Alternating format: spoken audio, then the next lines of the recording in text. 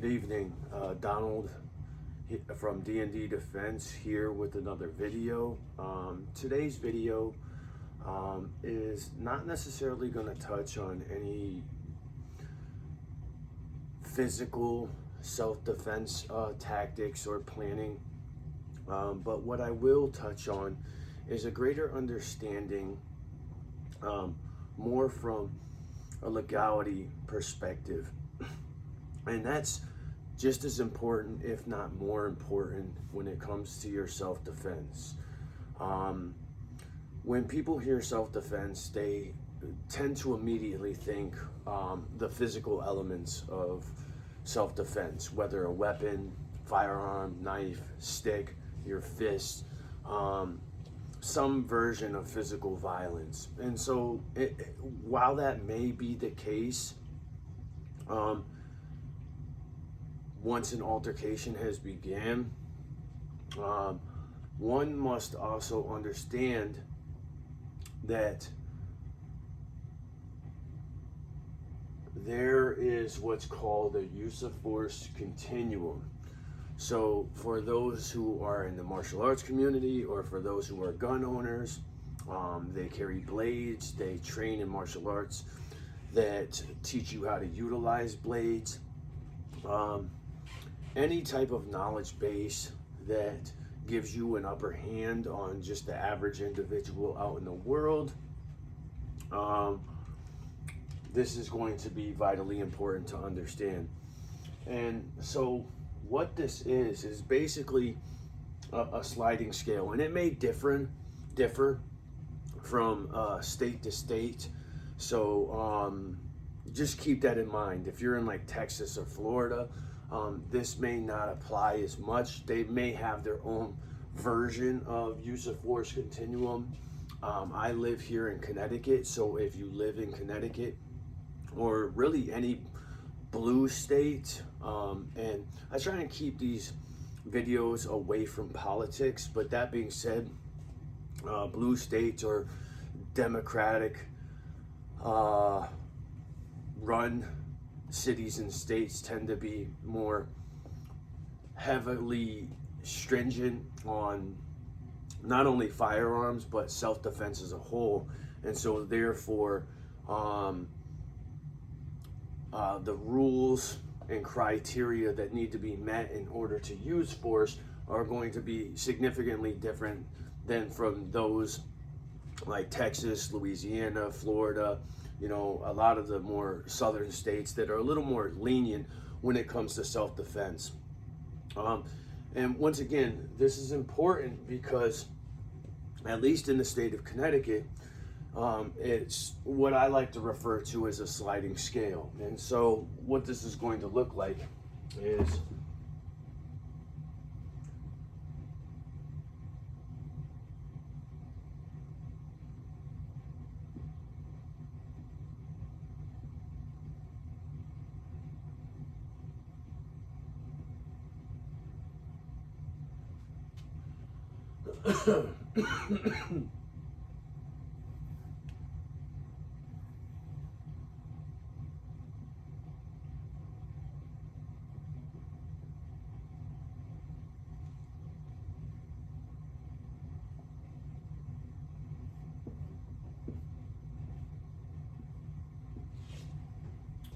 and so it's a sloppy picture. I'm not really good at drawing, but as I begin to explain, you'll begin to understand what I mean by this. So no force is pretty straightforward and obvious. You have an encounter with somebody and it's just a kind of a discussion, maybe a loud discussion or even a verbal altercation, but nothing that would lead to one concluding that they need to use force or lethal force. Now, if the person begins to threaten or grabs a knife or attempts to grab something, the force has to be equal or proportionate to what they're giving. So what that means is if somebody pushes you, you cannot shoot them. Now, if they draw a weapon that could be lethal, then you are, it is an acceptable option to then draw a weapon of your own. So in the case of a firearm, if you have a firearm and they draw a weapon of some sort, you would be within your legal rights to draw your weapon as well. And as a disclaimer, this is not legal advice. I am not a lawyer. If you do want to fact check anything in this video, please feel free to contact an attorney. But this is not legal advice. This is just giving you a broad understanding of some of the potentials that are available when dealing with a self-defense scenario, and understanding that self-defense isn't always a physical altercation. And while this is kind of the decision-making process before it leads to the physical altercation. And so, no force, you're having a verbal confrontation, maybe yelling back and forth, swearing at each other, but nothing that would lead to have to go to force or lethal force. They draw a weapon, you now draw a weapon. Now remember, when it comes to force and you drawing a weapon, especially out in public, you're going to have to make sure, that you're saying the right things. You can't just pull out your weapon and say, stay back or I'm going to, smoke your ass or, blow your fucking head off. You want to avoid words that come off hostile. Telling the person that you're armed or to step back or you will be forced to shoot, some sort of verbal command that shows that you're trying to de-escalate it, but also providing a verbal warning. Because remember, there will be witnesses. People are going to witness what's going on, and that will get conveyed to the cops once the cops are called. And sure enough, there will be cops called if a weapon is drawn. I don't care what state you're in. Now, the ramifications of that will differ from state to state, which is why I kind of led with that. Now, if the person lunges at you or has a gun and they take aim at you, that's when lethal force becomes the next viable option. Now, the reason why I said this is a sliding scale is because at least here in Connecticut, when you're out in the world, not outside your inside your home is different. We're talking out in the world. So if you're out in the world and this altercation occurs, it's verbal, and then it turns to force, and then the guy pulls a gun and aims it at you, or pulls a knife and attempts to lunge at you, or looks like they're going to lunge at you, you draw your weapon. Now, circling back to the reason why I said this is like a sliding scale is because you can go from here to here to here very quickly. But there's nothing in this physical reality that we exist in that would stop the momentum of moving forward to going backwards. So what that means is if it goes from no force to lethal force, and in the state of Connecticut, you have a duty to retreat, and if you can't retreat, you cannot shoot somebody in the back. If they are retreating, you can't shoot them either, which is where the sliding scale comes in. They may have pulled a knife and even lunged at you to cut you. And so if your gun wasn't already out and you pull it, showing force as they lunged, and then you take aim to shoot and they go to turn to run, it now went from lethal force back to no force, and it happened very quickly. And so it's a split second. You go from a lethal force situation back to no force. And if you shoot that man in the back, 9 times out of 10, at least in the state of Connecticut, you will be prosecuted and will be facing jail time. And again, this is not legal advice. I'm not saying that this is a guarantee, but it is something to think about. So when you're formulating your self-defense plan, understand that you must train multiple areas of self-defense. It can't just be with your firearm, or be with your sticks and knives, or be with your hands and legs. While those are all viable options, those are just tools in a toolbox. Your head and your brains and your wits are what's your most valuable tool.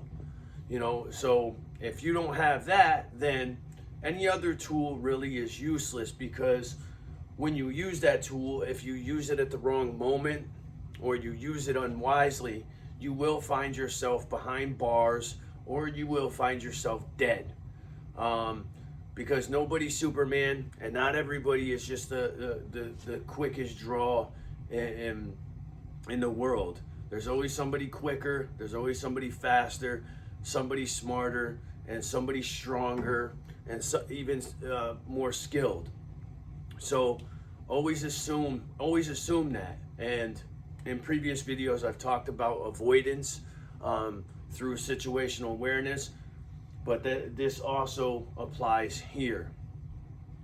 If you can avoid an altercation altogether, then so be it, and then you don't have to worry about this. That being said, if you do find yourself in an altercation, understand that at least in the state of Connecticut, and I would assume, and I stress that word assume, in other blue ran states and cities, that it would be just as strict, if not more stricter in some cases.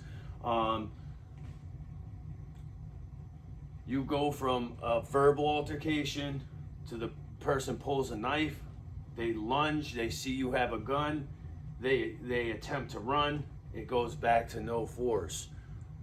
But you only have a split second to decide that.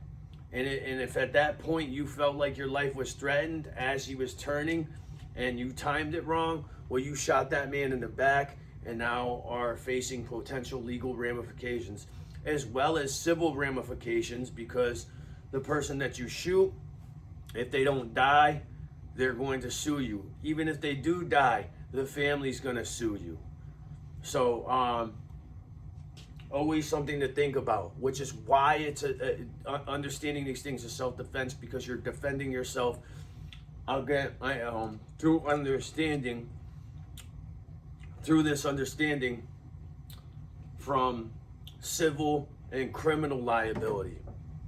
That is just as important, if not more important, because okay, you have all the physical tools to defend yourself, but then how are you going to defend yourself when you're being sued or when you're being criminally prosecuted?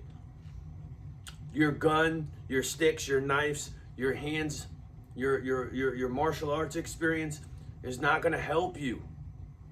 That only helped you in the moment, and now you got to have a defense for the criminal and civil liability. And so I'll end here. As an instructor for the USCCA, and what I mean by that is I am not an employee of the USCCA, but I was certified as an instructor through the USCCA, and so therefore the permitting process that I go through is through their program. But I am in no way saying I'm an employee of USCCA. I just represent them as an instructor. That being said, as an independent instructor for self-defense, This is another layer of your defense that you must consider. And in that consideration, not just understanding this, but also having self-defense insurance.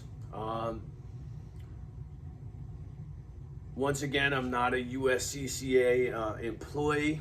I have not been hired through them in any shape, form, or fashion, but they do have a self-defense insurance plan, which is relatively cheap and addresses these very things if you ever find yourself in them.